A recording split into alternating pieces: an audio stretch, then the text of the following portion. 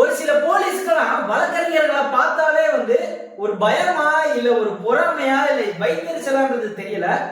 மேலத்து காவலருடைய பேர் கார்த்திகேயன். இவர் காளையார் கோயிலுடைய காவல் நிலையத்துல சார்பு ஆய்வாளராக இருக்காரு, எஸ்ஐயா இருக்காரு. இதுக்கு முன்னாடி சாக்கோட்டைன்ற ஒரு ஸ்டேஷன்ல எஸ்ஐயா இருந்திருக்காரு. அதை நான் அப்புறம் சொல்றேன் பின்னாடி.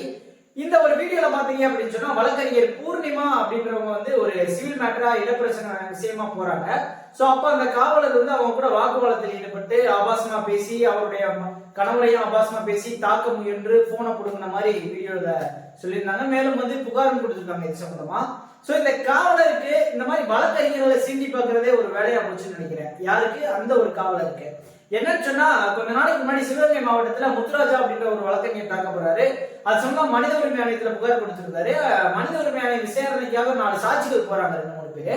சோ அவங்கள இவர் சாட்சியை கலைச்சு விட்டுருக்காரு. என்ன அப்படின்னு சொன்னா, நீ அந்த வக்கீலை நம்பி போன அப்படின்னு சொன்னா அந்த வக்கீல் நாயே கேச போட்டு அங்கங்கேயும் அணைஞ்சிட்டு இருக்கு. நாளைக்கு அவனை நம்பி நீ போன அப்படின்னு சொன்னா உன்னை எஃப்ஐஆர் போட்டு ரிமாண்ட் பண்ணுவேன் அப்படின்னு சொல்லி அவரை சாட்சி சொல்ல விடாம தடுத்திருக்காரு இதே காவலர் தான். சோ அதுக்கப்புறம் பாத்தீங்கன்னு சொன்னா இது சம்பந்தமா மறுபடியும் அவர் மேல புகார் கொடுத்திருக்கோம். அதுக்கப்புறம் டிரான்ஸ்ஃபர்ல காளையார் கோயிலுக்கு போறாரு. அங்கேயும் நம்ம ரொம்ப நாள் கழிச்சு இந்த மாதிரி ஒரு விஷயத்தை கேள்வி போறோம். யாரா இந்த போலீஸ் அப்படின்னு பார்த்தா கடைசியில இவருக்கு இதே வேலையா போச்சு. சில வழக்கறிஞர்களை தீண்டி பாக்குறது. மேலும் இவர் மேல எஃப்ஐஆர் வைத்து சட்டப்படியான நடவடிக்கை எடுக்கணும்ன்றதை கேட்டுக்கிறேன்.